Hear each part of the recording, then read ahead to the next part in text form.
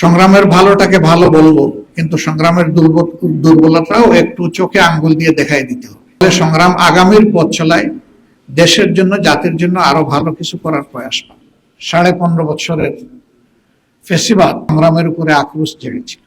তাদের ছুতা ছিল সংগ্রাম, তাদের একটা কপিতে যাদেরকে অন্যায়ভাবে বিচারের নামে অবিচার করে দুনিয়া থেকে বিদায় করে দিয়েছিল, এই ধরনের একজন জাতীয় নেতাকে শহীদ বলেছিল। সংগ্রাম শহীদ বলতে গেল কেন? শহীদের সংজ্ঞা নতুন করে তারা সংজ্ঞায়িত করলো। তারা যাকে শহীদ বলবে রাষ্ট্রের তাকেই শহীদ মানতে হবে, তারা যাকে শহীদ বলবে না তিনি শহীদ হলেও তাকে শহীদ বলা যাবে না। এবং সেই দিন দৈনিক সংগ্রামের উপরে কি তাণ্ডব হয়েছে আপনারা জানেন। এখানে অনেক মিডিয়া আছেন, সংগ্রাম তো মিডিয়া পরিবারের একটা সদস্য ছিল। সেই দিন যদি সবাই সংগ্রামের পাশে আসতেন, যে কথাটা দৈনিক আমার দেশের সম্মানিত সম্পাদক মজলুম সম্পাদক বলে গেলেন, যে মত প্রকাশের স্বাধীনতার প্রতি সম্মান দেখাতে হবে, তাহলে পরবর্তী পর্যায়ে আরো অনেক মিডিয়ার উপর বিভিন্ন ধরনের অত্যাচার আক্রমণ এসেছে, সেটা হয়তো বা হতো না। তবে এর আগের পর্বটা গিয়েছে জনাব মাহমুদুর রহমান সাহেবের উপর। এই দুইজনই কেবল কিন্তু নির্যাতিত না, গাজী সাহেবও শুধু নির্যাতিত না, নির্যাতনের শিকার হয়ে কেউ কেউ দুনিয়া থেকেও চলে গেছে, কাউকে আবার বাংলাদেশের সীমানায় নিয়ে ছুড়ে ফেলা হয়েছে। এরকম সংবাদ জগতের উপর দিয়েও জাতির উপর যেমন তাণ্ডব তারা চালিয়েছিল, এই সংবাদ জগতের উপর দিয়েও তাণ্ডব চালিয়েছিল। একজন প্রথিতযশা সাংবাদিক বলে গেছেন, সেই সময় অনেকেই সত্যকে সত্য হিসাবে তুলে না ধরে ফেসিবাদের সাথে আপোষ করেছিলেন। সত্য মেনে নেওয়ার মাঝেই সৌন্দর্য, এটাই সঠিক। যদি জাতির দর্পণ হিসাবে সংবাদপত্র এবং বিভাগ হিসাবে সাংবাদিকরা ভূমিকা পালন করতেন, ফেসিবাদী শাসন এইভাবে জাতির উপর জেঁকে বসতে পারত না।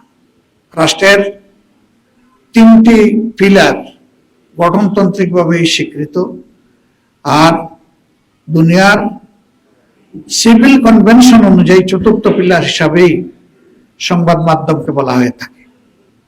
তো একটা ঘরের 4টা পিলারের মধ্যে একটা যদি বিধ্বস্ত থাকে, ঘর তো টিকবে না, ওই একটার কারণেই ভেঙে পড়ে যাবে। কিন্তু 4টা পিলারে যদি শক্তভাবে দাঁড়িয়ে থাকে, তাইলে গড়টাও আশা করা যায় সেভাবে দাঁড়িয়ে থাকে।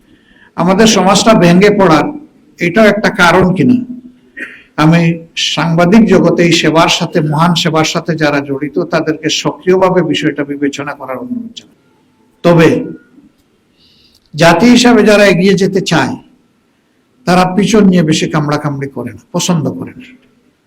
কিন্তু পিছনের কোনো দুঃস্বপ্ন অথবা কোনো দুঃশাসন যদি জাতিকে তাড়া করে, তাহলে এটাও স্মরণ করিয়ে দেওয়া কিন্তু সংবাদপত্রের দায়িত্ব।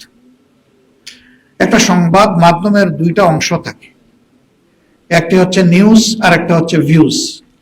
নিউজটা একেবারেই সরাসরি সাদাকে সাদা বলবে, কালোকে কালো বলবে।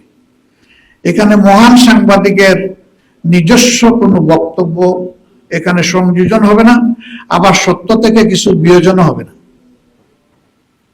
যিনি যেভাবে বলেছেন, যিনি যেভাবে লিখেছেন, তারটা হুবহু সেইভাবে তুলে ধরতে হবে। ফেসিবাদী আমলে এটা একেবারেই হয়নি। এখনো তার কিছু কালো ছায়া আমরা লক্ষ্য করি, কারণ রোগ যখন পুরানো হয়ে যায়, এটাকে ক্রনিক ডিসিজ বলা হয়। ক্রনিক ডিসিজ কিন্তু সহজে সারে না, কিন্তু সারে, সময় লাগে। তা আমরা আশা করবো যে এটা সারবে, এটা থাকবে না।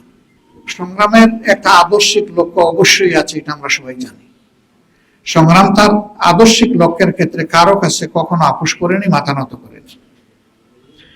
বিশেষ করে স্বাধীন বাংলাদেশে দেশের স্বাধীনতা, সার্বভৌমত্ব এবং জনস্বার্থের বিষয়ে সংগ্রাম তার নিজস্ব জায়গার পরিসর যতই ক্ষুদ্র হোক, এখান থেকে সংগ্রাম করেই চলেছে। এই ক্ষেত্রে সংগ্রাম এখানে শ্রদ্ধা পাওয়ার উপযুক্ত। এর মানে এটি নয় যে সংগ্রাম সকল দিক থেকে একটা সংবাদ মাধ্যমের পুরো স্ট্যান্ডার্ড কভার করে একটা স্বয়ং সম্পূর্ণ সংবাদ মাধ্যম, এটা আমি বলবো। সকল জায়গায় কিছু ঘাটতি থাকে, সংগ্রামেরও অনেক ঘাটতি আছে। এখানে সুধীজন তারা সবাই সংগ্রামের পক্ষে আজকে প্রশংসামূলক বক্তব্য রাখবেন, আমি অন্তত এটা প্রত্যাশা করি।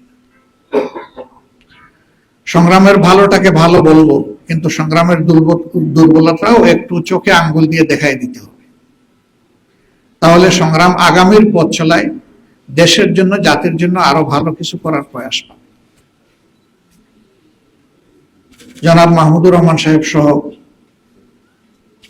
সিনিয়র সম্পাদক জনাব আবুল আসাদ সাহেব সহ শহীদুল আলম সহ যাদেরকে বিগত সরকার ফেসিবাদী কায়দায় নিবর্তন এবং নির্যাতন করেছে, আমি এই নির্যাতনের আরেকবার নিন্দা জানাচ্ছি। প্রত্যেকটি কেসে আমরা নিন্দা জানিয়েছি, আজকে আবার জানাচ্ছি।